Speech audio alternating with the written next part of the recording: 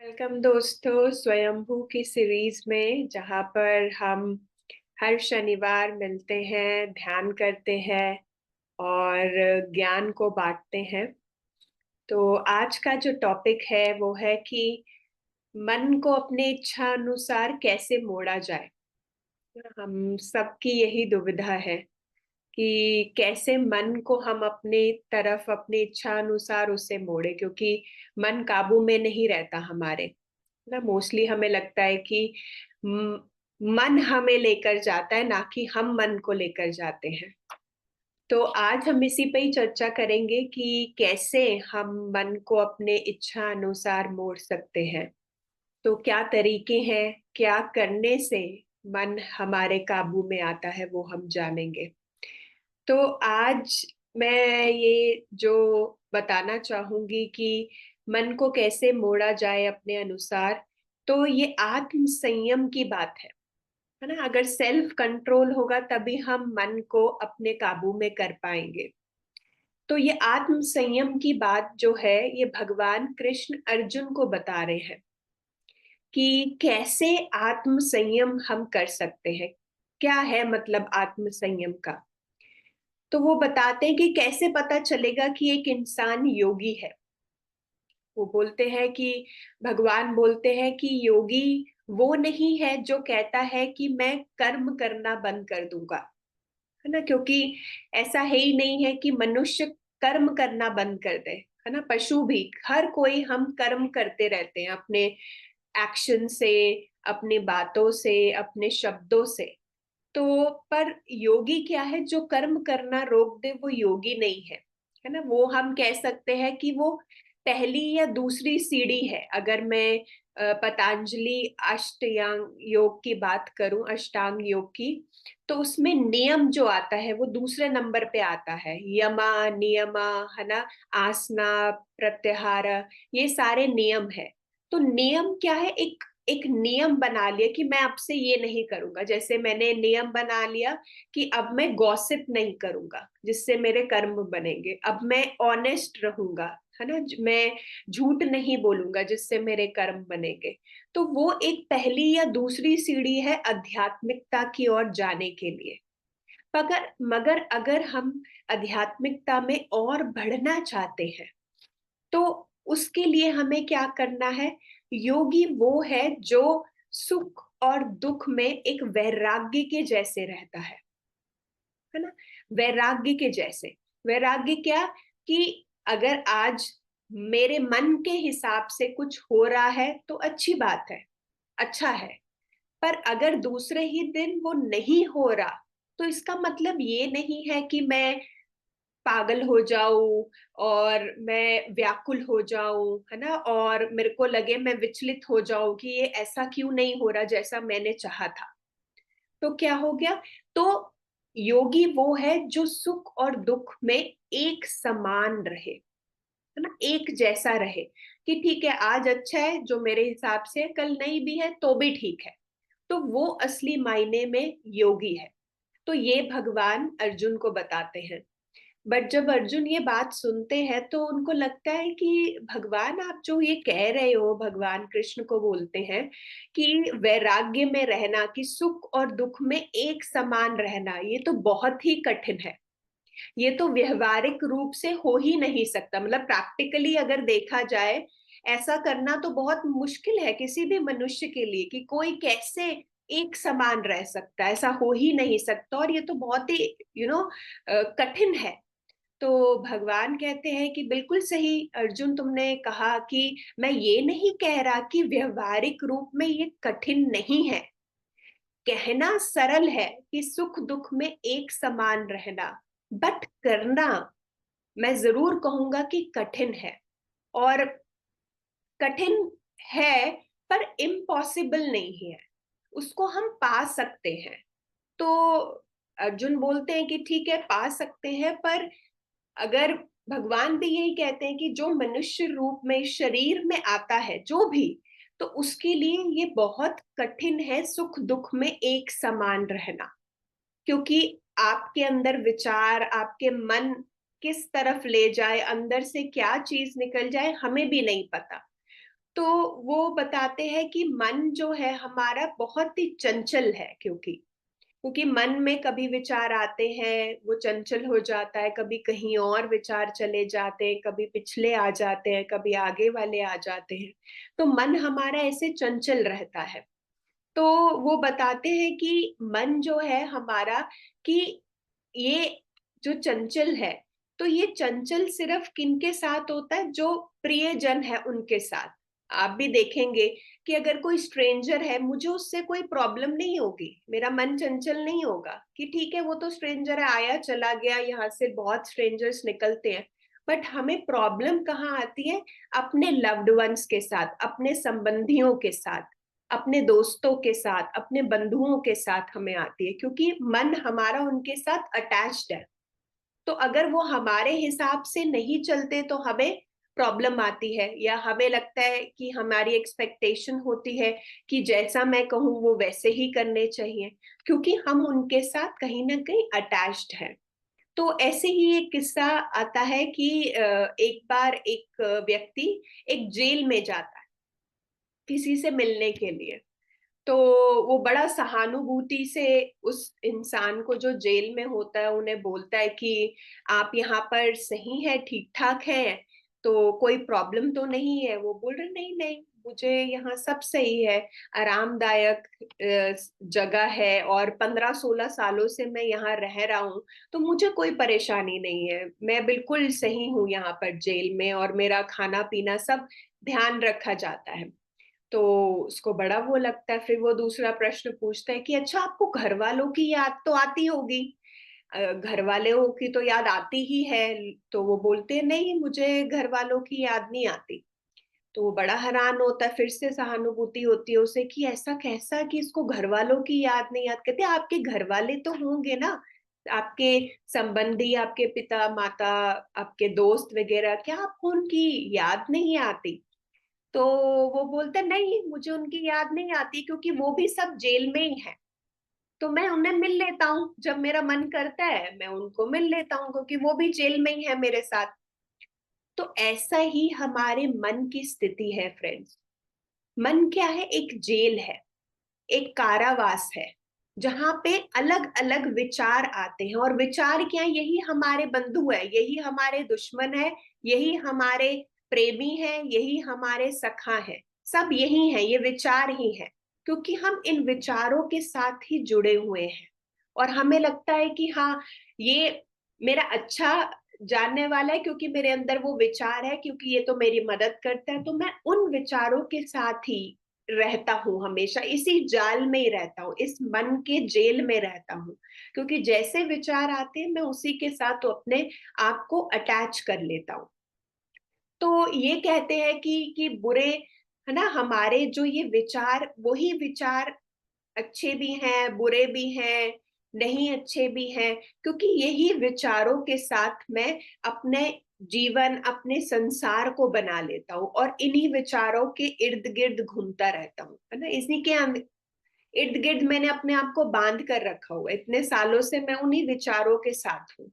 तो वो वही बोलते हैं कि जो, क्योंकि क्या है, हम अपने इन विचारों को, जैसे मैंने कहा कि चंचल है और बहुत तीव्रता से आते हैं, है ना, और हमें कैसे पता चले कि ये जो विचार है हमारे, कि हमें ही नहीं पता होता कि हमारे अंदर क्या है ना। जैसे अगर मैं कहूँ कि एक पुरानी जगह है, एक एंशियंट प्लेस है जो आप खोद रहे हैं, है ना, हम वहां खोदते हैं, हमें नहीं पता उसके अंदर क्या है जब हम खोदते हैं। बट खोदते हैं तो क्या होता है, कभी तिजोरी निकल जाती है, अब हमें उस तिजोरी में भी नहीं पता कि उसमें सोना है कि पत्थर ही है कि क्या है, वो खोदने पे समझ आता है। ऐसे ही हमारे मन की गहराइयां है दोस्तों, हमें ऊपर से तो नहीं समझ आता कि क्या अंदर दबा हुआ है, बट जब हम अंदर जाने लगते हैं, इसको समझने लगते हैं, तो क्या होता है, अंदर से कौन सी, कहाँ की, कैसे विचार आ जाए हमें भी नहीं पता अपने मन के भीतर। तो ये वही खोदना है, कि जब हम अंदर भीतर उतरते हैं, हम अपने आप को जानते हैं कि अंदर हमने क्या दबाया हुआ है, कौन सा ऐसा विचार जो पिछला था वो शायद कहीं निकल कर आ जाए। है ना, या आगे का आने वाला कुछ निकल कर आ जाए, डर निकल कर आ जाए, बेचैनी निकल कर आ जाए, तो हमें नहीं पता हमारे मन के भीतर से क्या चीजें निकलती है। जैसे एक बात की बात है, जब महाभारत का युद्ध होता है, युद्ध के बाद की बात है ये, तो भीम जो होते हैं उनको ना थोड़ा सा अहंकार आ जाता है, अहम आ जाता है। उनको लगता है कि जो ये महाभारत का युद्ध था ये तो मेरे कारण जीता गया। और उनको कहीं ना कहीं ये लगता है कि भगवान कृष्ण ना अर्जुन के साथ थोड़ा सा, हम सब अर्जुन को थोड़े से पार्शियल है अर्जुन के प्रति, मतलब उनको अच्छा अच्छा करते हैं, उनके साथ हमेशा रहते हैं और हमें हमेशा दूर रखते हैं। तो एक बार की बात है, तो भीम जाते हैं भगवान कृष्ण के पास और कृष्ण को कहते हैं कि आप ना थोड़े से पक्षपाती हैं भगवान। तो वो बोलते हैं कि कैसे मैं पक्षपाती हूँ। वो कहते हैं क्योंकि आप हमेशा ही हमेशा बचा के रखते हैं अर्जुन को, चाहे वो इंद्र भगवान हो, आप हो, क्यों आप हमेशा उनके साथ रहते हो, उनको मार्गदर्शन देते हो। और अगर मैं कहूँ कि मैं तो सबसे बल बल वाला हूँ, और मेरी वजह से ही महाभारत का युद्ध जो है जीता गया। तो वो बोलते हैं अच्छा, तुम्हें कैसे, क्या परिणाम है इसका कि तुम्हें लगता है कि तुम जीते हो। कह रहे तुम तो भगवान, आपको तो विष्णु का अवतार बोलते हैं, भगवान कृष्ण को कहते हैं, तो आप कैसे पक्षपाती हो सकते हैं, क्यों आप अर्जुन को ज्यादा देते हैं। और मैंने इतनी मेहनत करी, जिताया। तो वो बताने लग जाते हैं भीम कि देखो, मैंने दुशासन का किसने वध किया, मैंने वध किया, है ना। जामवंत का किसने वध किया, मैंने वध किया।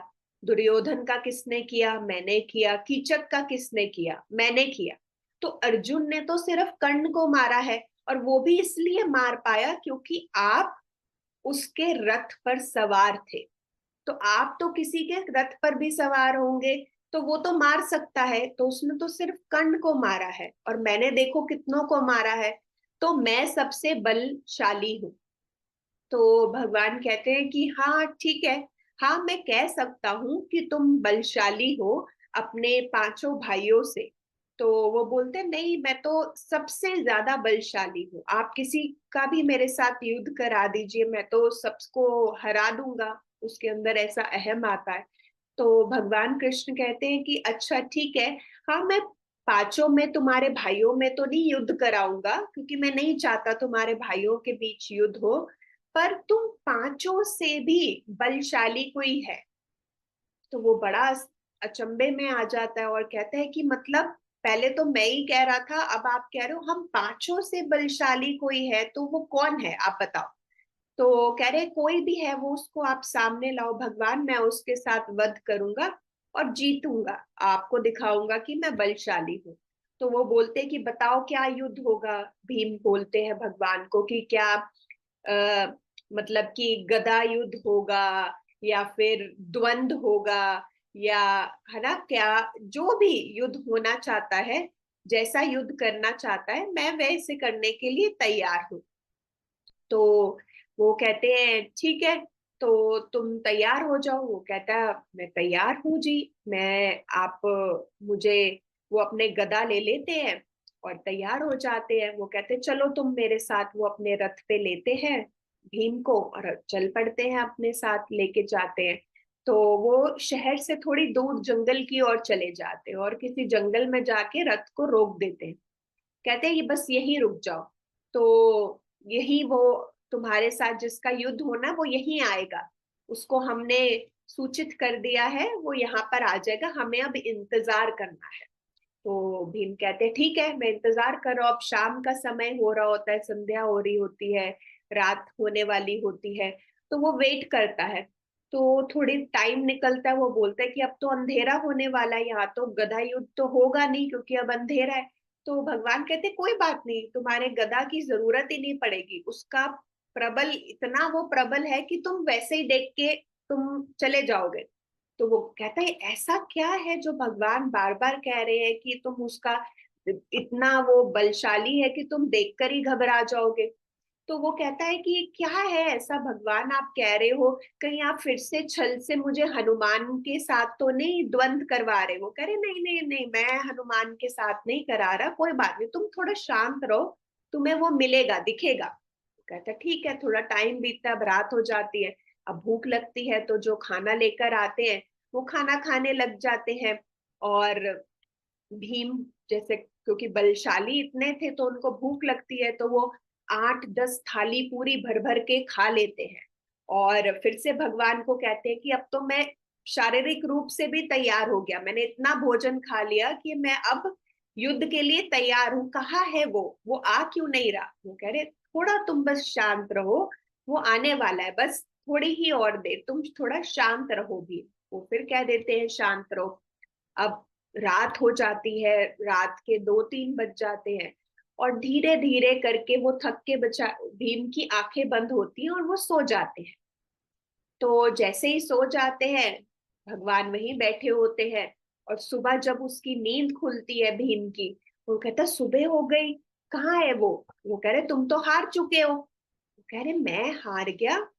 वो अपने शरीर को देखते हैं कि मेरे तो कहीं चोट भी नहीं लगी, मैं कैसे हार गया? युद्ध तो हुआ ही नहीं, कोई चोट नहीं लगी, युद्ध नहीं हुआ, तो आप कैसे कह रहे हो कि मैं हार गया?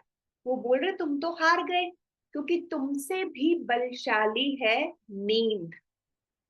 तुम्हें तो नींद आ गई, तुम तो सो गए, और तुम सो गए तो तुम्हारा सारा बल तो निकल गया।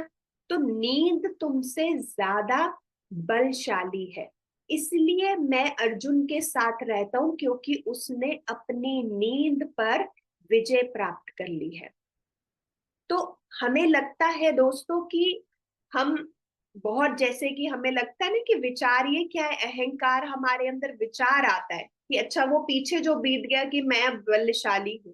पर देखिए नींद हमसे भी बलशाली, अगर हमने नींद पे काबू कर लिया, जागरूकता रखी, और हम जो योगी क्या करते हैं, अपने नींद पे योग निद्रा करते हैं या साधना करते हैं, तो क्या है वो इससे परे जा रहे हैं। तो हमें भी यही देखना है कि कैसे हम अपने पर संयम रखें, है ना। तो ये संयम नहीं हुआ, उसको तो नींद आई और वो सो गया, अपना संयम निकल गया उसका। तो संयम क्या है? जब संयम अगर हम अपने मन पर लाना चाहते हैं, तो वो दो चीजों से आता है दोस्तों। पहला है अभ्यास से, और दूसरा है वैराग्य से। अभ्यास क्या है? कि बार बार अभ्यास करना, मतलब अभ्यास का अगर मैं और मतलब आपको समझाऊं तो अनुरूप क्या होगा कि जैसे रखने के लिए स्मृति की, हमें जैसे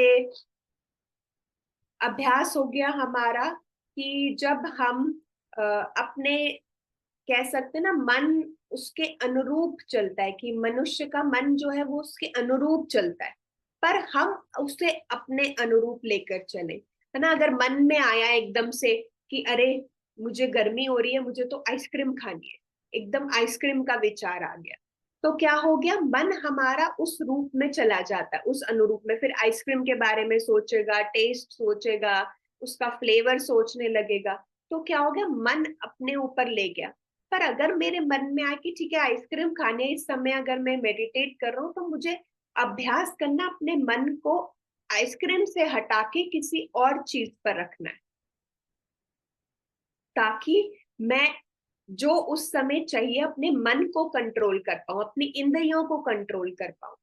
तो जैसे कि कैसे कंट्रोल कर पाते हैं हम, जैसे अगर आप सोचो एक आग लगी हुई है ना, वहां पर एक लकड़ी पड़ी हुई है, आग लगी हुई है और एक लकड़ी है। अब वो लकड़ी उस आग के पास पड़ी है, तो धीरे धीरे लकड़ी गर्म होने लगेगी, गर्म होगी तो धीरे धीरे उस पर आग लगने लगेगी, है ना।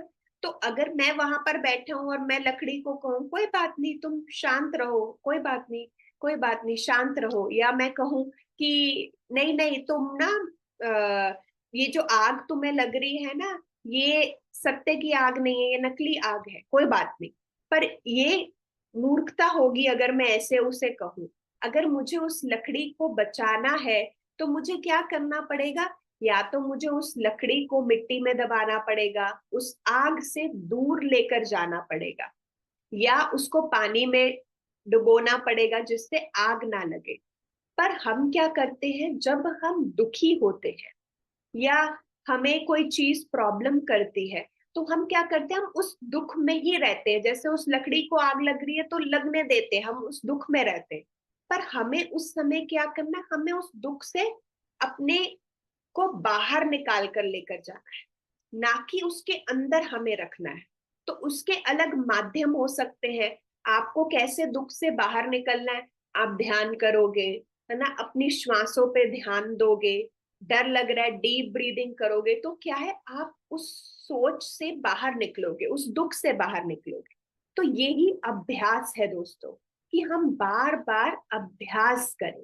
और अभ्यास कैसे कर सकते हैं, देखिए, जब दुख में होते हैं ना, तो बहुत मुश्किल है अभ्यास करना, क्योंकि हमारा मन ही नहीं लगेगा, है ना। हम दुखी होंगे तो क्या रहेगा, हम उसी बात को सोचते रहते हैं, उसी दुख के बारे में रहते हैं। तो अभ्यास कब होगा, जब हमारा मन खुश हो। जैसे डेली हम क्या करते हैं, अभ्यास तब करने की कोशिश करते हैं जब हम दुखी होते हैं। हमें तब भगवान की याद आती है या मेडिटेशन की याद आती है, जब हमारे लाइफ में कोई चैलेंज आता है ना, चाहे वो हेल्थ इश्यू आता है, तब हम सोचेंगे कि अब हम क्या करें। पर करेंगे, पर मन ही नहीं लगेगा, क्योंकि ध्यान तो उसी प्रॉब्लम पर है।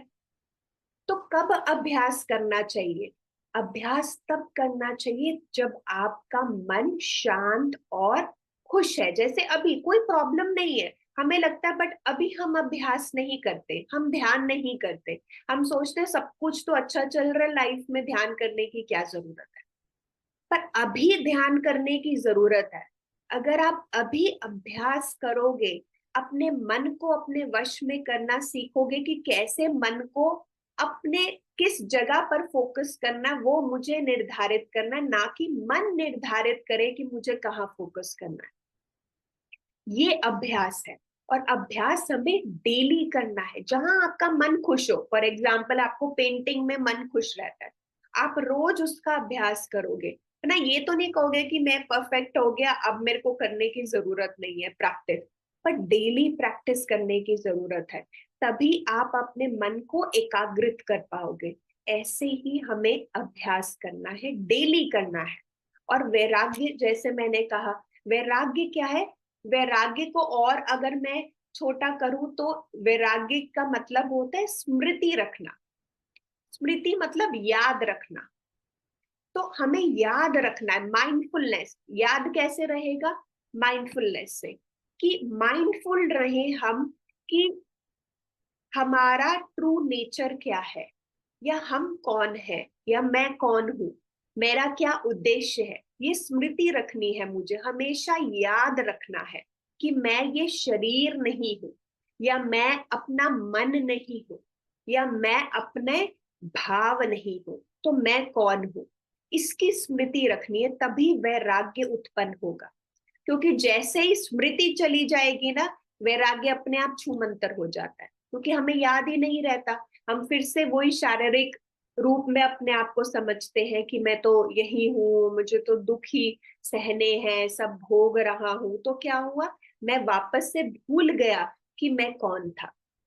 तो बार बार जो हम ये स्वयंभू करते हैं, या आप जो वर्कशॉप्स करते हैं आध्यात्मिकता की, या अपने आप को जानने की, ये क्या है, ये आपको याद दिलाती है बार बार कि आपका सही स्वरूप क्या है, ताकि हम हमेशा याद रखें, उसी स्मृति में रहे। अगर हम उस स्मृति में रहेंगे, तो हमारे भीतर अपने आप वैराग्य उत्पन्न हो जाएगा। फिर हम सुख में भी सतह रहेंगे और दुख में भी सतह रहेंगे, क्योंकि हमें पता है कि सब कुछ कुछ अच्छा या बुरा नहीं है, इससे भी परे कुछ है। वो है सीख हमारी, कि अच्छा भी कुछ सिखाने आया है, और जो अच्छा नहीं है वो भी मेरे हित के लिए ही आया है, कुछ हमें सिखाने आया है। तो ये वैराग्यपन है, कि हम दुख में दुख ही ना हो जाए, हम एक समान रहे, कि ठीक है, नॉर्मल न्यूट्रल, ये नहीं कि बहुत खुश हो गए या बहुत दुखी हो गए, एक न्यूट्रल अवस्था में मैं रहूं, कि ठीक है, ये मुझे कुछ सिखाने आया है और मैं उसके साथ रहूं। कि वो मुझे क्या बताने आया। तो हम मन को तभी कंट्रोल कर सकते हैं फ्रेंड्स अपने इच्छा अनुसार, जब हम ये दो चीजें करते हैं, अभ्यास और वैराग्य। यही सबसे ऊपर की स्थिति है ना। हमें लगता है वैराग्य क्या है, एक त्याग करना, है ना, त्याग कर देते हैं हम। जैसे कि त्याग, जैसे फॉर एग्जाम्पल मैं आपको दूं कि हम धन का त्याग करते हैं, हम धन किसी को देते हैं, है ना, क्या है वो धन का त्याग करना है। आपने धन किसी को दिया, ठीक है, कल अगले दिन कोई आया आपके पास और उसने बोला कि आपने जिसकी मदद की, जिसको धन दिया ना, उसने तो सदुपयोग नहीं किया, उसका दुरुपयोग किया आपके धन का। तो आपको क्या हुआ, आपको दुख लगा, आपको दुख लगा कि मैंने तो यार उसको पैसे दिए और देखो उसने क्या कर दिया। तो ये क्या है, ये आपने त्याग किया, बट ये वैराग्य नहीं है। आपको दुख हो गया कि आपने पैसे दिए, बट वैराग्य क्या है दोस्तों। जैसे हम, हितेश और मैं, जैसे कि हम ट्रैवल करते हैं या कैब वगैरह गाड़ी में होते हैं, तो हमारे पास बेगर्स आते हैं, है ना, आपने भी देखा होगा रेड लाइट पे बेगर्स आते हैं मांगने के लिए पैसे। तो हम जब पैसे देते हैं तो हमारे फ्रेंड्स कहते हैं कि आप उनको पैसे मत दो, है ना, क्योंकि पैसे आप दोगे तो वो गलत उपयोग करेंगे, तो आपको पैसे नहीं देने चाहिए, है ना।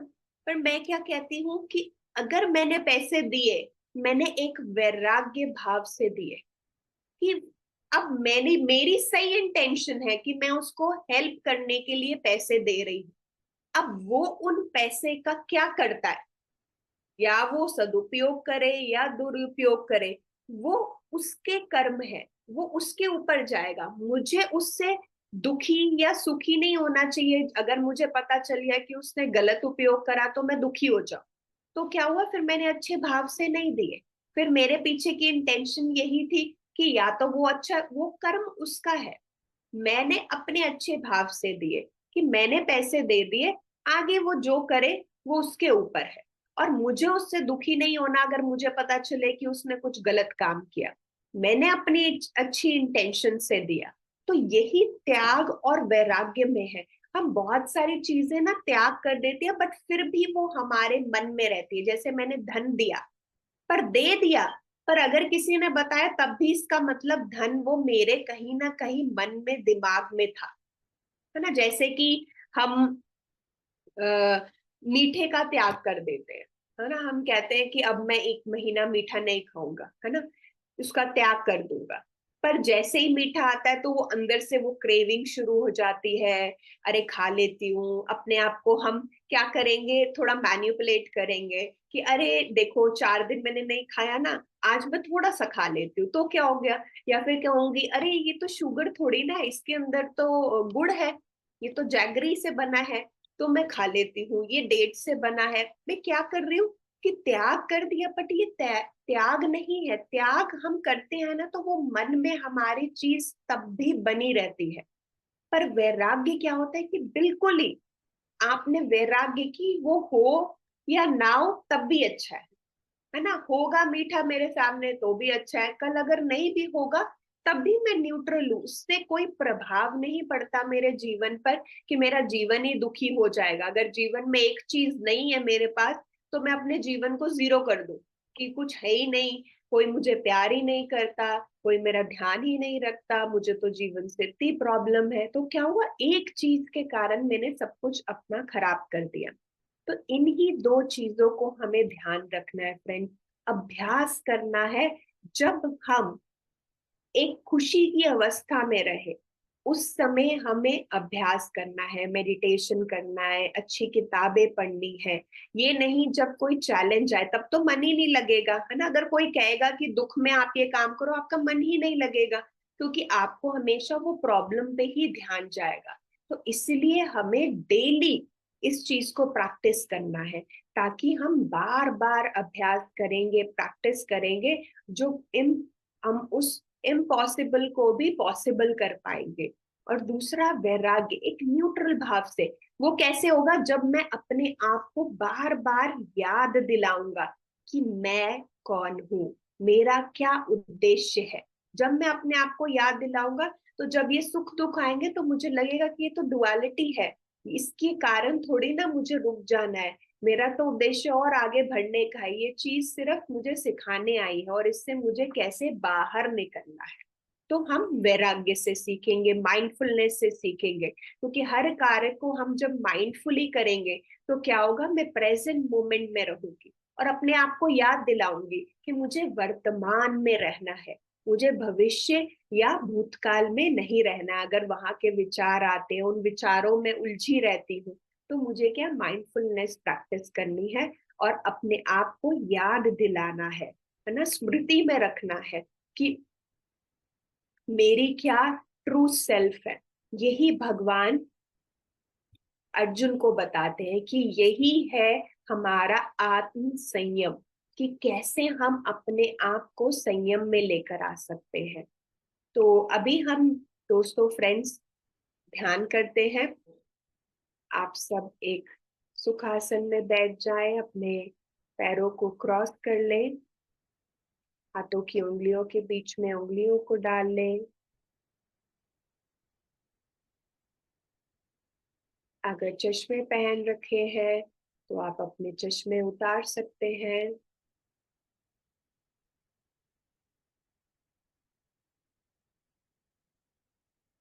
और इस समय 3 गहरी लंबी श्वासें लें।